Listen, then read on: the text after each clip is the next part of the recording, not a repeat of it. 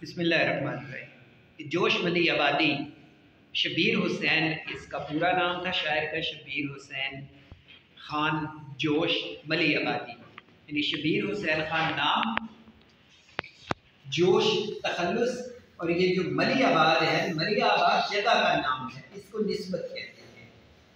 जोश मली आबादी यानी नाम शबीर हुसैन, तखल्लुस जोश और निस्बत। ये जब किसी जगह का ताल्लुक आ जाता है, या कोई अपनी बरादरी का नाम लगा लेता है, या कोई अपने अकीदे किसी का नाम साथ लगा लेता है, कोई चिश्ती लगाता है, कोई उस्मानी लगाता है, कोई नक्शबंदी लगा देता है, इस तरह के जो आगे टाइटल लग जाते हैं ना, इनको निस्बत कहते हैं, ताल्लुक किसी से। एक बल्कि बड़ा खूबसूरत शेर भी है कि मैं फ़कत खाक हूँ मगर इसमें मोहम्मद से है निस्बत मेरी। मैं फ़कत खाक हूँ मगर इसमें मोहम्मद से है निस्बत मेरी, एक यही रिश्ता है जो मेरी औकात बदल देता है। ये निस्बत है, किसी के साथ ताल्लुक होना। मलियाबाद जगह का नाम है, इंडिया में ये जगह है, ये वहाँ के रहने वाले थे। देखो ना, कोई मुल्तानी अपने नाम के साथ लगा लेता है, मौलाना हकीम मुल्तानी साहब से बड़े मशहूर है। कोई लाहौरी अपने नाम के साथ लगा लेता है।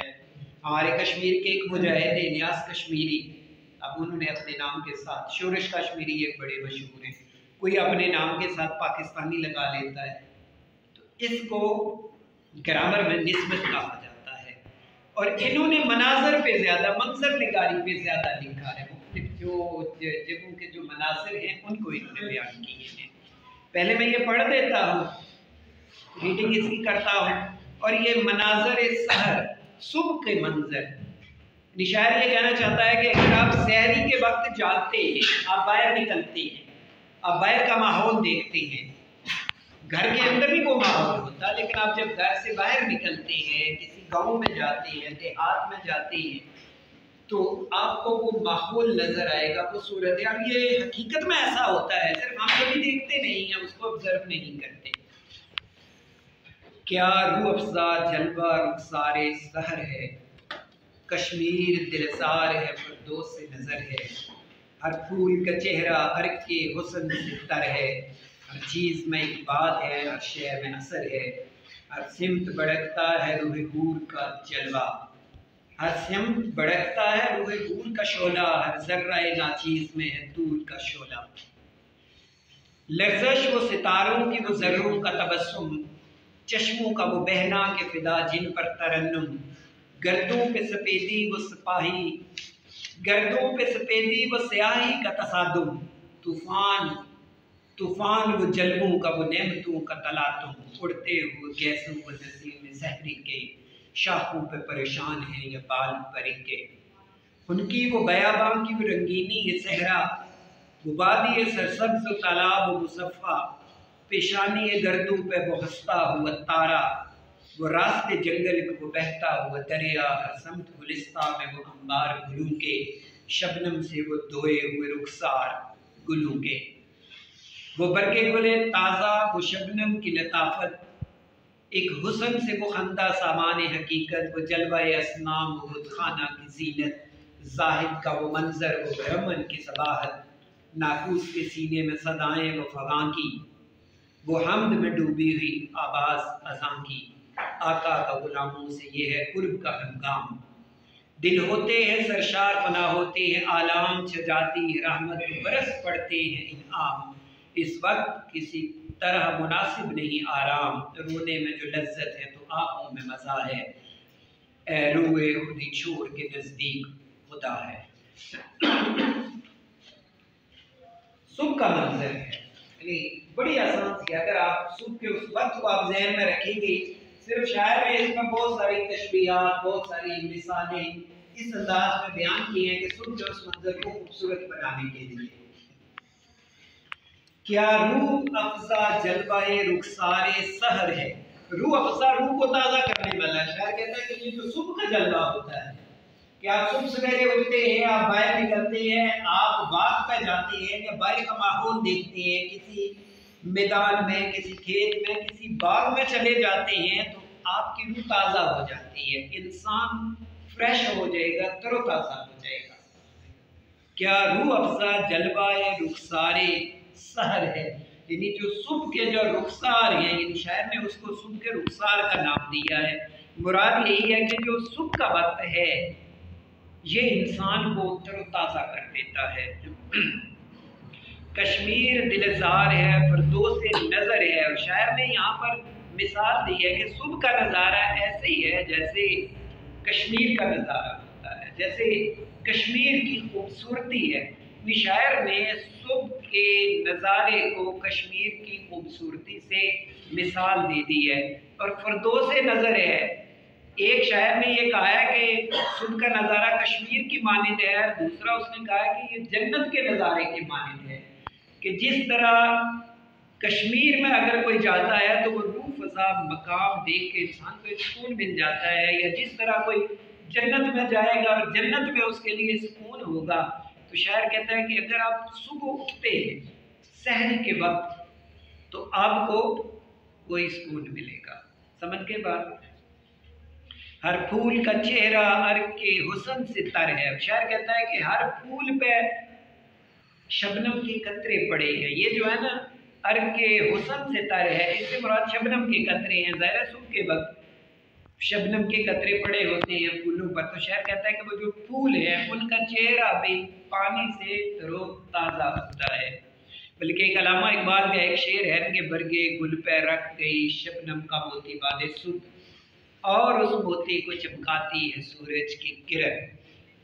हर चीज़ में एक बात है, हर शय में असर है, हर समत बढ़ता है रूह घूर का शोला। तो शायर कहता है कि सुबह के वक्त आप उठते हैं ना तो वो जो फूलों की खूबसूरती का एक मंजर है ना, फूलों के हुस्न वाला मंजर आपको सुबह में नजर आएगा। हर जर्रा नाचीज में है तूर का शोला, और हर छोटी छोटी चीज में इतनी खूबसूरती है। जिस तरह कोई दूर पहाड़ पे जब अल्लाह ताला ने अपनी तजल्ली गिराई थी, अपना अक्स गिराया था, तो वो जो कोई दूर था वो रोशन हो गया था। शायर ने यहाँ पर एक मिसाल दी है कोई दूर पहाड़ की, कि जिस तरह उसका जलवा खूबसूरत है इस तरह सुबह का जलवा भी खूबसूरत होगा। आगे लर्जश वो सितारों की वो जर्रों का तबस्सुम। अब सितारे लर्ज रहे होते हैं, लर्जने से मुराद ये होती है कि अब सितारों के डूबने का वक्त आ जाता है। आपको पता है कि शाम के वक्त सितारे तुलू होते हैं, यानी हमें नजर आते हैं। वो दिन के वक्त भी होते हैं लेकिन सूरज की रोशनी की वजह से हमें नजर नहीं आते। तो शायर कहता है कि शाम को सितारे तुलू होते हैं, तो सुबह के वक्त क्या होता है, जैसे जैसे सूरज के तुलू होने का वक्त आता है सितारों की रोशनी खत्म हो जाती है। उस चीज को शायर ने बड़े खूबसूरत अंदाज में यहाँ पर बयान किया है कि लर्जश वो सितारों की, सितारे कपकपा रहे होते हैं, यानी वो बुझने वाले होते हैं। जिस तरह आप एक मोमबत्ती चलाए ना, मोमबत्ती जब थोड़ी सी रह जाती है तो फिर वो मुतहर्रिक होती है, हरकत करती है, यानी वो बुझने लगती है। लर्जश, लर्जश वो सितारों की वो जर्रों का तबस्सुम। शायर कहता है कि सितारे डूबने लगते हैं और वो जो जमीन के जर्रे होते हैं उन पर सूरज की रोशनी पड़ती है तो वो नजर आने लग जाती है। कहीं पत्थर है, कहीं मोती है, कहीं चट्टान है। रात के अंधेरे में वो चीजें नजर नहीं आती, लेकिन सुबह के वक्त क्या होता है, सितारे फिर डूबने लगते हैं और जमीन के जर्रे ज़ाहिर होने लगते हैं, वो चमकने लगते हैं। ज़ाहिर सूरज की रोशनी, जिस तरह आप यहाँ पर ग्राउंड में आ रही है, अभी आप देखिए हमें सारा ग्राउंड नजर आ रहा है, लेकिन आप रात को कहीं आए, आप इसी क्लासरूम में रात को बैठेंगे आपको ग्राउंड नहीं नजर आएगा। जैसे जैसे सुबह होगी ग्राउंड नजर आने लग जाएगा। इसको शायर ने जमीन के जर्रे कहा है। चश्मों का वो बहना के फिजा जिन पर तरन्नुम। शायर कहता है कि चश्मे बह रहे होते हैं, आहिस्ता आहिस्ता उनकी आवाज़ें आने लग जाती हैं। कि अगर आप बाहर निकलते हैं, किसी चश्मे के किनारे आप जाते हैं, किसी जंगल में आप जाते हैं, तो आपको चश्मों की आवाज़ आपको आने लगेगी। गर्दों पे सफ़ेदी और स्याही का तसादुम, गर्द आसमान को कहते हैं। फिर आहिस्ता आहिस्ता आसमान पर आपको पता रात के वक्त आसमान आपको काला नजर आता है, सिर्फ सितारे चमक रहे होते हैं वो नजर आते हैं, बाकी सारा आसमान काला नजर आएगा। जैसे सुबह होती है, सूरज तुलू होने के लिए लगता है, तो वो जो काला रंग होता है वो सफेदी की तरफ हो जाता है, सफेद होने लगता है। जब सूरज तुलू हो जाता है तो वही रंग हमें फिर नीला नजर आने लग जाता है। यानी ये तीन मनाज़िर हैं आसमान के। रात में स्याह होता है, सुबह के वक्त फिर वो जैसे अभी सूरज तुलू नहीं होता तो आपको सफेद नजर आएगा, आप कभी देखें। और फिर जब सूरज तुलू हो जाता है, अभी हम आसमान को देखेंगे तो हमें वो ब्लू कलर में नजर आएगा। गर्दों पे सफेदी, सफेदी मीन सफेद, वाइट, सफेद को उन्होंने सफेदी लिखा है। स्याही काला, स्याही का तसादुम, तूफान वो जलवों का वो नेमतों का तलातुम। और फिर हर तरफ जलवे नजर आने लगते हैं, लोग हरकत में आ जाते हैं हर तरफ। तलातुम से मुराद ये है कि हलचल मच जाती है। वो एक बड़ा खूबसूरत शेर है कि इरादे जिनके पुख्ता हों, नजर जिनकी खुदा पर हो, तलातुम के इस मौजूद से वो घबराया नहीं करते। तलातुम हंगामा, शोर, ये जो पानी की नहरें तेज तेज चलती है ना दरिया के समंदर में, उनको तलातुम तेज कहा जाता है। और इन तमाम अल्फाज पे पेश आता है तलातुम। उड़ते हुए गेसू व नसीम सहरी के, शाहों पे परेशान है ये बाल परी के। वो फैलना खुशबू का, वो कलियों का चटकना। फिर शायद कहता है कि फूल खिल उठते हैं, यानी सुबह के वक्त आप उठते हैं, आपको खिले हुए फूल नजर आते हैं, वो जो कलियां होती हैं वो फूल बन जाती हैं। वो चांदनी मदहम, वो समंदर का झलकना। फिर चांदनी आहिस्ता आहिस्ता खत्म हो जाती है, समंदर नजर आने लग जाते हैं। जरा चांदनी रात को होती है, दिन में इसीलिए उस शायर में समंदर की मिसाल दी है कि रात को समंदर का वो जोश नजर नहीं आता, लेकिन जैसे सुबह होती है चांदनी खत्म हो जाती है, फिर सूरज की किरणें समंदर पर पड़ती हैं तो समंदर का पानी नजर आता है। वो छाँव में तारों की गुले तर का बहकना, और फिर तारों की छाँव होने लगती है, यानी तारे ठंडे पड़ने लगते हैं, आहिस्ता आहिस्ता तारे खत्म हो जाते हैं।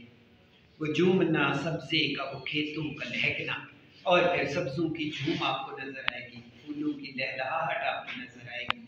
अब ये सारी चीजें क्योंकि रात के अंधेरे में नजर नहीं आती हैं, दिन की रोशनी में नजर आती हैं, तो इसलिए शायर ने कहा कि वो झूमना सब्जे का, वो खेतों का लहकना, शाखों से मिली जाती है शाखें, वो असर है, कहती है नसीब में सहरी ईद सहर है। तो शायर कहता है कि फिर हवा चलती है, शाखें आपस में टकराती हैं, और फिर सुबह की ईद हो जाती है, यानी उसने सुबह के तुलू होने को ईद का नाम दे दिया है। उनकी वो बयाबां की वो रंगीनी सहरा, उनकी कहते हैं ठंडी हवा। सुबह के वक्त नहीं, गर्मियों के मौसम में भी एक ठंडी सी हवा चलती है। आप सुबह सुबह उठेंगे ना, स्पेशली जो सहरा होते हैं, सहराओं में सुबह के वक्त ठंडी हवा चलती है। होता यह है कि रात को वो जो रेत होती है, रेत ठंडी हो जाती है, फिर सुबह जब हवाएं चलती हैं ना सुबह के वक्त, तो वो ठंडी हवा होती है उनकी। फिर जैसे जैसे धूप आती है तो फिर वही सहरा गर्म हो जाता है। कभी आप किसी ये मुल्तान या रहीम या खान या सादकाबाद के किसी रहने वाले से पूछे ना, या आप कभी आप ट्रेन का सफर करें सुबह के वक्त, तो ये जो सहराई इलाके हैं इनमें सुबह के वक्त ठंडी, उनकी इसको कहते हैं, यानी ऐसी हवा जिसमें थोड़ा सा पानी का एहसास हो, पानी की नमी महसूस हो, इसको उनकी कहा जाता है। उनकी वो बयाबान की, बयाबान सहरा, वो रंगीनी सहरा, वो वादी सरसब्ज़ तालाब मुसफ़ा, फिर वो सब्ज़ वादियाँ खूबसूरत तालाब, पेशानी गर्दों पर वो हंसता हुआ तारा, वो रास्ते जंगल के और वो बहता हुआ दरिया, हर समत गुलिस्तान में वो अंबार फूलों के। फिर शायर कहता है कि पूरे गुलिस्तान में आपको फूल फूल नजर आते हैं, उनके अंबार लग जाते हैं। कुछ शेर क्योंकि वो बार बार बातें आ रही हैं उनको मैं छोड़ रहा हूँ, वो बात वही है जो पहले आ चुकी है। शबनम से वो धोए हुए रुखसार ब्लू के, शायर कहता है कि वो जो फूल है ना वो बड़े तरोताज़ा फ्रेश होते हैं सुबह के वक्त। साफ तालाब, साफ पानी, यानी पानी के भी वो साफ नजर आता है ना, रात में वो साफ नहीं नजर आएगा, रात के अंधेरे में मुसफ़ा साफ को कहा जाता है।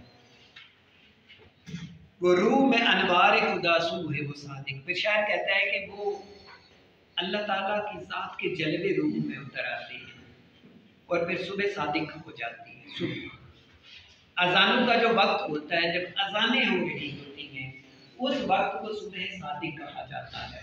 ठीक है, सुबह सादिक लफ्ज़ आपने सुना है। अजान का जो टाइम होता है वो सुबह सादिक कहलाती है। वो हुस्न जिसे देख के हर आँख हो आशिक, सादगी इंसान की फितरत के मुताबिक, जर्री वो उफ़ुक़ नूर से लबरेज़ वो मशरिक़। फिर शायद ये कहता है कि सुबह हो जाती है, हर तरफ जलवे फैल जाते हैं और इंसान की आंखें बड़ी तरोताज़ा हो जाती हैं। और वो जो उफ़क़ है, उफ़क़ कहते हैं आसमान के किनारे, साइड जो आसमान की है, आप यहाँ से आपको आसमान जहाँ से ज़मीन और आसमान मिले हुए नज़र आएंगे, उस जगह को आप उफ़क़ कहेंगे। उफ़क़ यानी जहाँ से आपको आसमान का इख्तिताम नज़र आए। मतलब हम यहाँ खड़े हैं तो ये जितना भी आसमान किनारों से नज़र आ रहा है, इस एरिए को उफ़क़ कहा जाता है। और आपको पता है कि सुबह जब सूरज तुलू होता है ना, तो सबसे पहले उन साइड्स पर सूरज की रोशनी जाती है, फिर करते करते पूरे आसमान पर फैल जाती है। ज़र्री वो उफ़क़ के फिर आसमान के जो किनारे हैं वो आहिस्ता आहिस्ता रोशन होने लगते हैं। सिलबरेज वो मशरिक़, और सूरज यानी सूरज की किरणें आसमान के किनारों पर पहुंच जाती हैं। वो नगमाए दाऊद परिंदों की सदाएं। अब यहाँ पर हज़रत दाऊद अलैहिस्सलाम की मिसाल दी है शायर ने। हज़रत दाऊद अलैहिस्सलाम के बारे में ये कहा जाता है कि अल्लाह ताला ने सब अंबिया को कोई ना कोई मोजज़ा दिया हुआ था। हज़रत दाऊद अलैहिस्सलाम के बारे में ये कहा जाता है कि उनकी आवाज़ इतनी प्यारी थी, उनको आवाज़ का एक मोजज़ा दिया गया था। हज़रत सुलेमान अलैहिस्सलाम को ये मोजज़ा दिया गया था कि वो हर चरिंद परिंद की आवाज़ समझ लेते थे, बोली समझ लेते थे, उनसे बात कर लेते थे। ये मोजज़ा था उनका हज़रत सुलेमान अलैहिस्सलाम का। हज़रत ईसा अलैहिस्सलाम के बारे में कुरान ये कहता है कि 3 उन्हें बड़े मोजज़े दिए गए थे। एक बीमारी थी उस दौर में, कोढ़ की या बर्स की बीमारी होती है, वो मरीज के जिस्म पर हाथ फेरते थे, मरीज ठीक हो जाता था, एक मोजज़ा। फिर दूसरा मोजा, वो मिट्टी के परिंदे बनाते थे, फिर उसमें फूंक मारते थे, वो परिंदा उड़ जाता था, ठीक। और फिर वो मुर्दे से बात कर लेते थे। हजरत ईसा अलैहिस्सलाम, ये कुरान ने उनके 3 मौजों का जिक्र किया। हजरत मूसा अलैहिस्सलाम के बहुत सारे मौजे हैं। उनके पास एक आसा था, वो जमीन पर फेंकते थे, वो लाठी को सांप बन जाता था। इसी तरह मन और सलवा हज़रत मूसा अलैहिस्सलाम की कौम के लिए उतारा गया, ये भी एक मुआजिज़ा है। हज़रत मूसा अलैहिस्सलाम ने समंदर में अपना वो आसा मारा, समंदर के 2 हिस्से हो गए, ये उनका मुआजिज़ा है।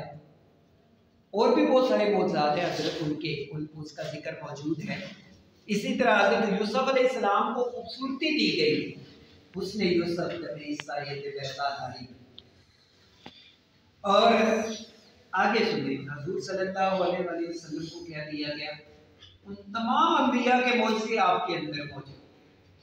यानी वो जो 1,24,000 अंबिया को मौजज़े दिए गए, जो उनको खूबियाँ और सिफ़ात दी गई, सबको इनफरादी तौर पे वो तमाम खूबियाँ अल्लाह ताला ने हज़ूर सल्लल्लाहु अलैहि वसल्लम के अंदर रख दी। अल्लामा इकबाल के ये शेर है कि उसने यूसुफ दमे ईसा यद बैदादारी आंचे खुबा व हमा दारन तू तनहा दारी, कि वो सारी सिफात जो अंबिया को दी गई है नबी सल्लल्लाहु अलैहि वसल्लम को आप में रख दी गई है।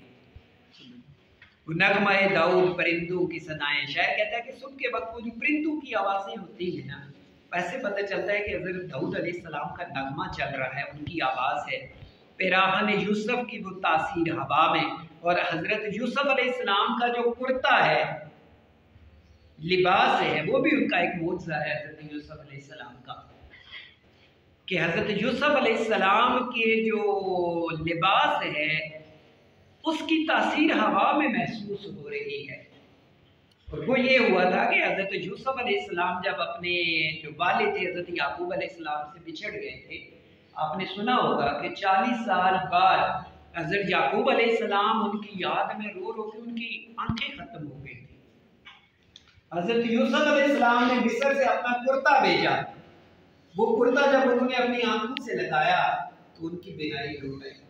मुआजिज़ा है, शायर ने वो बात की है। पेराफन यूसुफ की वो तासीर हवा है कि सुबह की जो ठंडी हवा है वो इस तरह आंखों को लुत्फ देती है, जिस तरह हज़रत यूसुफ अलैहिस्सलाम का वो लिबास किसी ने आंखों पर रख दिया। ठीक, आगे वो बरगे गुल ताज़ा वो शबनम की लताफत, फिर शायर कहता है कि वो सुबह के वो जो फूल है और शबनम के कतरे, एक हुस्न से वो खंदा सामान हकीकत, वो जलवाए असनाम, बुतों वाले भी चल पड़ते हैं। शायर ने यही कहा कि मुसलमान अपनी इबादत के लिए निकलते हैं, जो जिसकी इबादत करता है वो उधर चल पड़ता है। असनाम सनम की जमा है बुत की, बुतों को पूजने वाले बुतों की तरफ चल पड़ते हैं। वो जलवा असनाम, वो बुतखाना की जीनत, जाहिद का वो मंजर, वो ब्राह्मण की सबाहत। और जो ब्राह्मण है वो अपनी इबादत के लिए चल पड़ते हैं, जो जाहिद मुसलमान है वो अपनी इबादत के लिए चल पड़ते हैं। नाकूस के सीने से सदाएं वो फगा के, ये जो नाकूस है जिस तरह हमारे यहाँ अज़ान होती है, जो ईसाई हैं वो घंटियां बजाते हैं इबादत के लिए बुलाते हैं, और जो हिंदू और सिख हैं उनके यहाँ एक वो शंख टाइप एक बाजा सा बजता है। कभी आप उनके ड्रामे फिल्में देखें ना, एक खास म्यूजिक होता है, उसको शंख कहा जाता है। उसका ये जिक्र है नाकूस कि हर कोई अपनी अपनी इबादत के लिए लोगों को बुला रहा है। वो हमद में डूबी हुई आवाज़ अज़ान की, और फिर एक तरफ से अज़ान की आवाज़ आती है जिसमें सारी अल्लाह ताला की तारीफ है। आका का गुलामों से ये कुर्ब का हंगाम। आगे अब शायद बात को जमा करता है, वो कहता है कि आका का गुलामों से ये कुर्ब का हंगाम, कि अल्लाह ताला अपने बंदों से करीब होना चाहता है। ये जो सहरी का वक्त है, जो सुबह की नमाज है, यानी सुबह की नमाज जो दुआ की कबूलियत के वक्त बताए गए हैं ना, हुज़ूर सल्लल्लाहु अलैहि वसल्लम ने हदीस में दुआ की कबूलियत के वक्त बताए, उसमें सुबह की भी एक आयत है, मुझे वो सारी याद नहीं आ रही। उसमें जो ईमान वालों की जो सिफात हैं उसमें ये बताया गया कि वो सहरी के वक्त उठते हैं। आयत मैं पढ़ता एक दफ़ा तो मुझे फिर मैं आपको सुना भी देता। आका का गुलामों से ये है कुर्ब का अंदाज, कि अब आका लोगों के करीब आएगा। अल्लाह ताला सुबह के वक्त बंदे के करीब हो जाता है। दिल होते हैं सरशार, फना होते हैं आलाम आलाम। फिर अब क्या है कि मुसीबतें टल जाती हैं, परेशानियां दूर हो जाती हैं सुबह के वक्त उठने से। आप उठ के कभी देखें, वो है ना अर्ली टू राइज, नहीं early to bed early to rise, healthy wealthy and wise. क्या रात को अगर जल्दी सोते हैं, सुबह आप जल्दी जागते हैं, तो आप हमेशा सेहतमंद रहेंगे। ये बात है। दिल होते हैं सरशार, फना होते हैं आलाम आलाम। मुसीबतें, दिल खुश हो जाता है, मुसीबतें खत्म हो जाती हैं, छा जाती है रहमत, तो बरस पड़ते हैं इनाम। फिर सुबह के वक्त उठने से अल्लाह ताला की रहमत छा जाती है हर एक पे, और इनाम बरसते हैं। देखो ना, शायर असल बात ये कर रहा है ना आखिरी इस बंद में, इस वक्त किसी तरह मुनासिब नहीं आ रहा, और फिर इस वक्त बंदे को नहीं सोना चाहिए, बंदे को जागना चाहिए, बंदे को अल्लाह के सामने झुक जाना चाहिए, वो उसको अल्लाह की इबादत में लग जाना चाहिए। रोने में जो लज्जत है तो आँखों में मज़ा है। और फिर इस वक्त जब आप रोएंगे, अल्लाह ताला को याद करेंगे, ये क्योंकि जो दुआ की कबूलियत के जो औकात हैं, जो अल्लाह ताला ने दुआ की कबूलियत के औकात रख दिए हैं, मसलन बारिश में आप दुआ करेंगे कबूल होगी, आंधी सैलाब तूफान में आप दुआ करेंगे वो कबूल होगी, आप रोज़ा खोलने से पहले आप जो दुआ करेंगे वो कबूल होगी, इसी तरह असर की नमाज के बाद आप जो दुआ करेंगे वो कबूल होगी। दो अजानों के दरमियान, जुमे की जो दो अजानें, जुमे की जो दो अजानें नहीं है, जो दो खुतबे हैं, आप जुमा पढ़ते हैं ना, दो खुतबे होते हैं, एक खुतबे के बाद चंद सेकंड का वक्फा होता है, उसमें आप जो दुआ करेंगे वो कबूल होगी।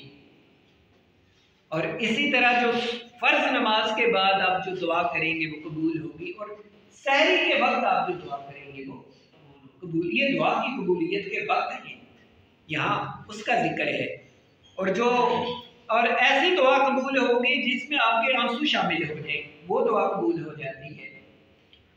फिर ऐसी दुआ कबूल करता है अल्लाह ताला जिसके शुरू में और बाद में आपने दुरूद शरीफ पढ़ दिया, आपने दुरूद पढ़ा, दरमियान में दुआ रखी, एंड पे फिर दुरूद, दो दुरूद के दरमियान दुआ आपने लपेट के अल्लाह के सामने रख दी, वो दुआ रिजेक्ट नहीं जाती।